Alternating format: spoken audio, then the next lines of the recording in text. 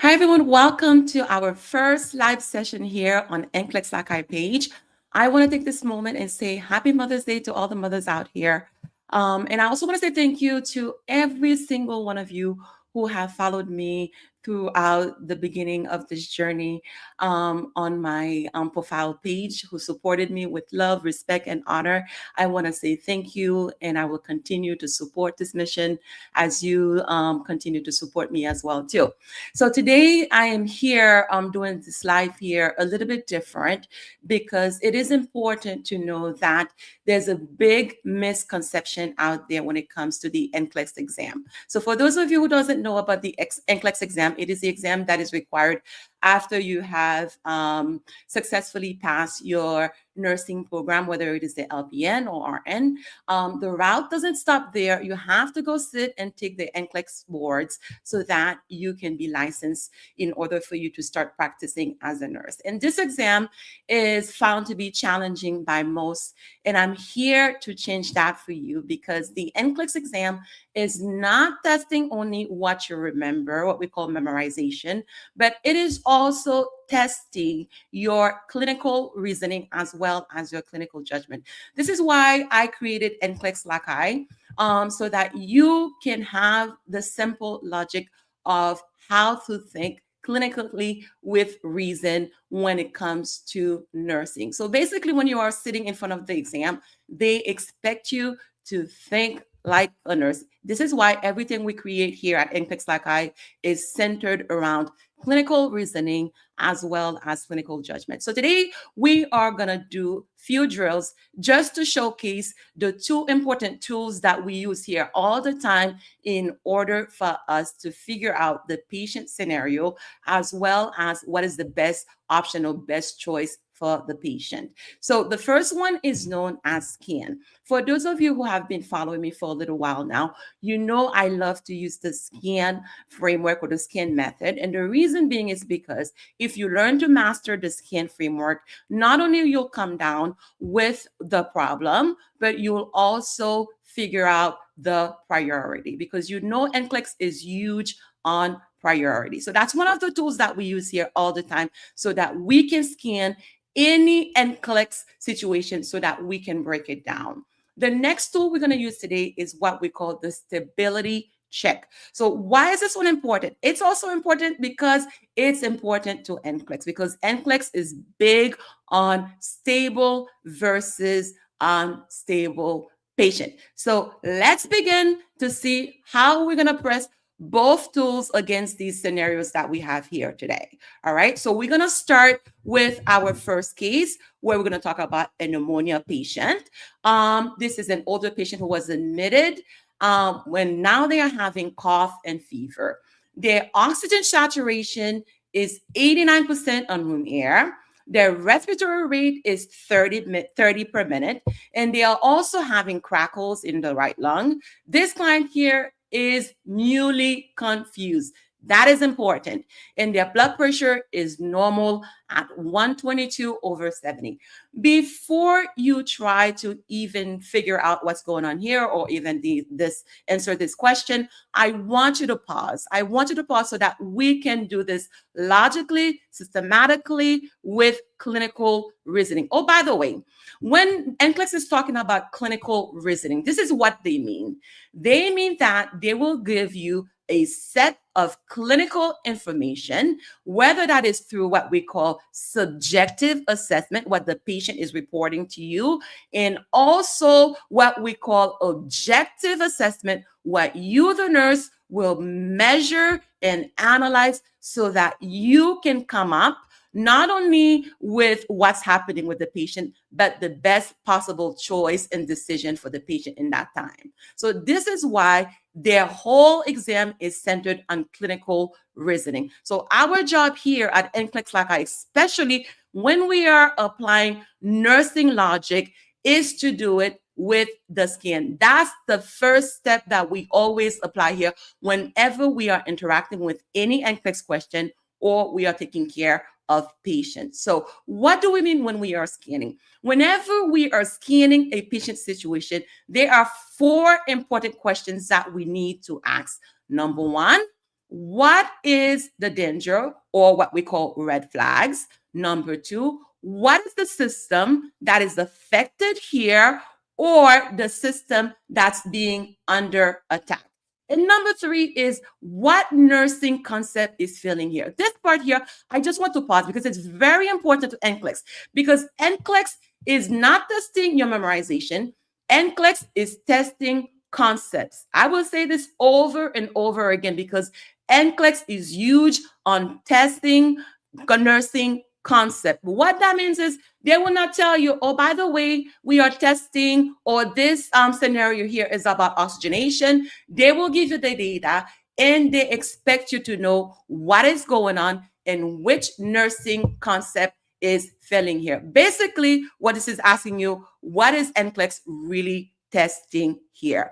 Last but not least is the risk. What is the risk if nothing is done by you, the nurse, if this patient's problem is not taken care of in a timely manner? So let's use this SCAN method so that we can apply it to this case here. So the first question we're going to ask here is, what is dangerous about this situation? This patient here who has pneumonia, and by the way, we're not going to focus on the medical diagnosis. Our job as nurses is to read the situation, is to analyze it, and then translate what the body is telling us or what story the body is telling us. So let's start here. We have this patient here, again, admitted with pneumonia, and now they are presenting with an oxygen level of 89% on room air. And that is not a good sign. Why? Because low oxygen is signaling not only there's a problem going on in the lungs, but this may potentially affect the brain and the heart. They are at risk as well.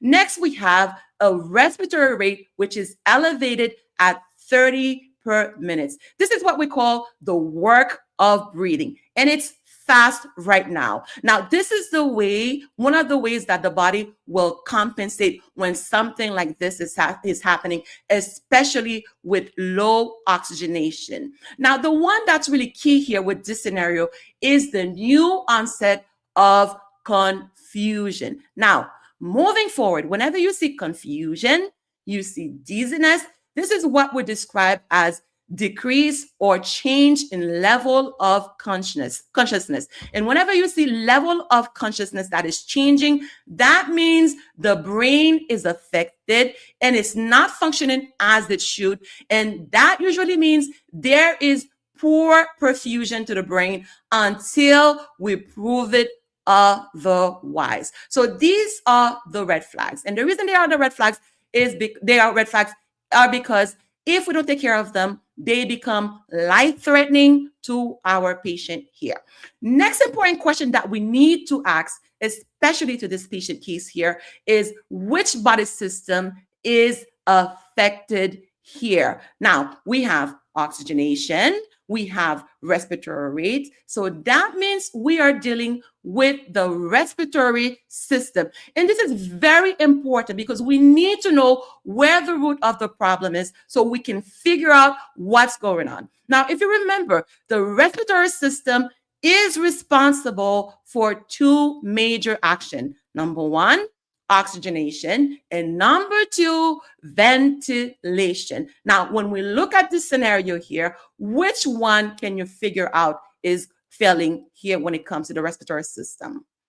If you say oxygenation, you are correct. And what's the evidence? Because we have a low oxygen at 89% on room air. And in order to compensate for that, you also have the work of breathing, or what we call respiratory rate, is also going fast at 30. Next, what we're going to try to figure out is which concept is failing here. We already answered that one if you are paying attention. Again, respiratory is the system that is affected here or under attack. And the respiratory system is responsible for oxygenation and ventilation. In this particular case, we see that this patient is having an oxygenation problem. Why? Because oxygen is not reaching the blood well. Now, the last question we're going to ask, and to me, it is the most important one, is the risk.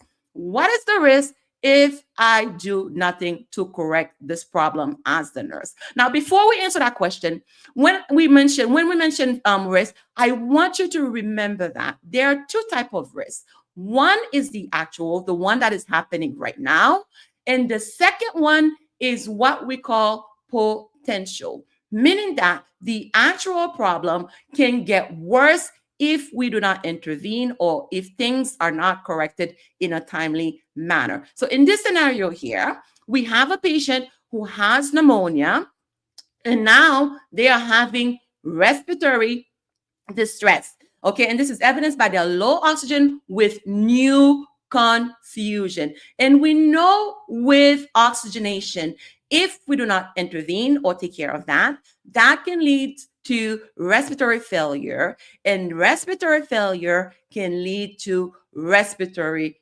distress. Okay, so therefore, the important question, now that we have scanned this patient scenario here, the important question here is, what is your nursing priority? By the way, the whole point of scanning the situation is to not only help us get to the bottom of the problem, figure out what's going on in terms of the problem that they are presenting with, but also to help us figure out what to prioritize. Now, if you remember, the problem here, or the concept that is failing, is oxygenation. So if the problem is oxygenation, so therefore any intervention we should prioritize should be around oxygenation. Now, let's look at the insert choices that we are given here. Now, what should the nurse do first? Should the nurse, number one, A, place the patient upright and give oxygen as ordered? Or B, is the nurse going to teach cough hygiene? C, is the nurse going to give a meal tray to this patient? Or is it D, ambulate the patient in the hallway? If you answer A, you are correct. Remember, oxygenation is failing here. So we have to do something for this that's directly related to the problem that we are dealing with. So therefore, A is the best answer choice here. We are going to place this patient in an upright position and give them oxygen as ordered. Now, did you see what happened here? We did not just try to answer this question based on memory. We went through it using the scan method, not only by looking at the data, we figured out by asking where is the danger, or what is the dangers, what is the danger here?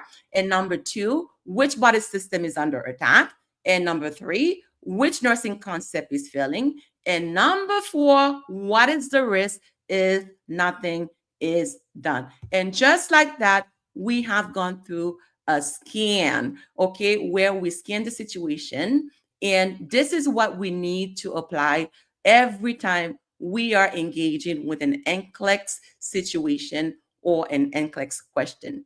Now we are going to move on to the next tool that we use here very often here at NCLEX Lakay. And this is what we call the stability check. All right. Again, stable versus unstable is really big on the NCLEX exam, because you need to know if your patient is stable or not, because stable patients, they can wait. Unstable patients, they cannot wait. Okay, so this is why we need to figure out if our patient is stable or not. Now we are going to read our scenario. Okay, so this patient is a 72-year-old patient who is 2 hours post-op. Their dressing is soaked with bright red blood. The blood pressure is 84/50. Heart rate is 128, and respiration rate is 24, and oxygen saturation is 95% on room air. Now, this client here is restless, and they are also reporting that they are feeling dizzy. Now, before you try to answer whether this patient is stable or unstable, I want you to pause. We're going to do this again systematically. And here, when we're trying to figure out if the patient is stable or unstable, we apply 6 simple criteria or 6 rules. Number 1, are ABCs okay or are they compromised? When we say ABC, what we mean is that is airway, breathing, and circulation other compromise, or is there any physiologic threat to the airway, breathing, and circulation? Number 2, or the second criteria, is what we call, is there any change to mental status or level of consciousness? Remember, whenever we're asking that question, think about the brain. And the brain is heavily dependent on oxygenation and sugar for it to carry its function. Any deprivation or any deficit, any lack of oxygen or sugar, the brain will start giving you evidence like confusion, dizziness, so that it can signal to you that it's having trouble here. Next question is, are vital signs stable? Are they stable or trending worse? All right, that's very important. And number 4 is this an acute versus a chronic problem that I am dealing here with? Number 5, is this scenario or is this condition expected or unexpected? And lastly, is this patient compensating or are they failing here? Now, whenever you are trying to figure out if your patient is stable or unstable, these are the criteria that you have to apply. And anytime you answer yes to any of them, that means the patient is unstable. And remember, stable patients, we can wait on them. They can wait, we can reassess, we can monitor. However, unstable patients, we have to take actions immediately. All right. So let's see how this case is gonna pair up against this framework here. Okay. Again, this patient is freshly post-op, and then their dressing is soaked with bright red blood, and the blood pressure is low, heart rate is elevated, respiratory rate is elevated, oxygen is fine, and the client is restless, and they are reporting dizziness. Let's run through the checklist here. Number 1, is airway compromise here? When you look at the scenario, there's nothing that indicates that the airway is compromised. So we're going to say no. So the airway is open. There's no mentioning of obstruction. So we are okay there.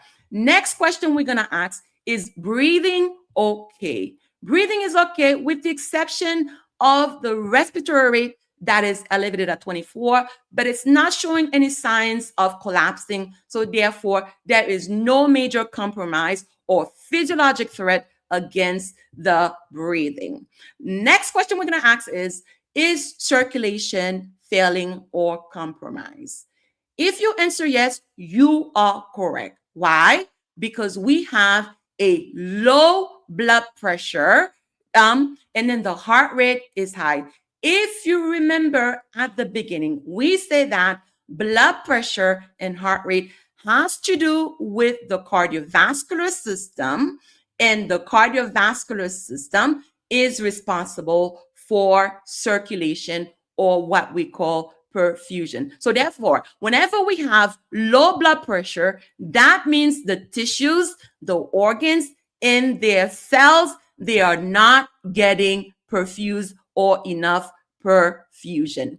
Next question we're going to ask is mental status compromised?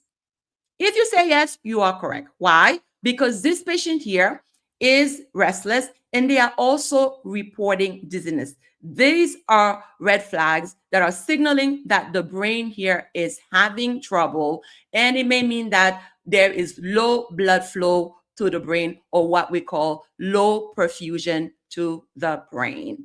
Next question we're going to ask is, are the vital signs stable or not? In this case here, we have blood pressure that is low, we have heart rate that is high, and respiration rate that is elevated. These are not stable.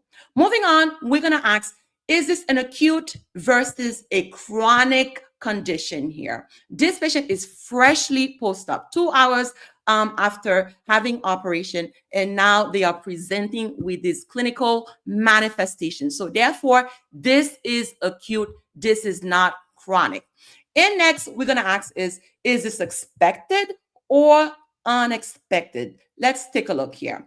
This patient just had surgery, and now their dressing is overwhelmed with bright red blood. And not only that, we also see that there is signs of circulation collapse here. So that means this patient is bleeding actively. So this is not expected. This is not a normal thing. So this is unexpected. Last but not least, is this patient compensating or are they collapsing? Okay. So this patient here, their heart rate and their respiration rate, they both are high and the blood pressure is low. Usually the body will compensate depending on what's going on to the surrounding environment. But in this case here, the blood pressure has dropped so low. So therefore, the body is failing to compensate. So if NCLEX was to ask you right now, is this patient stable or unstable? What would you answer?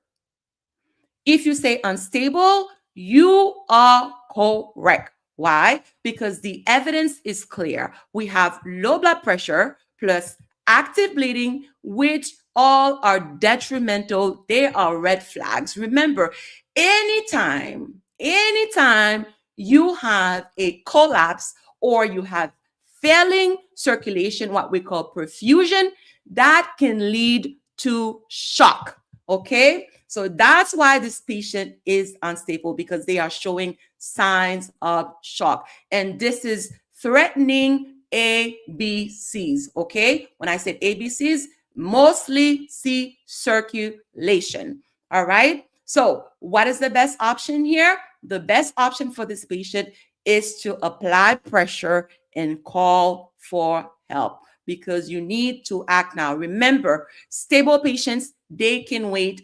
Unstable patients, we have to act now. Do not only monitor active bleeding. Now, in terms of your scope of practice, if you are an LPN, you can only deal with stable patients. You monitor and report. If the patient becomes unstable, you report to the RN immediately.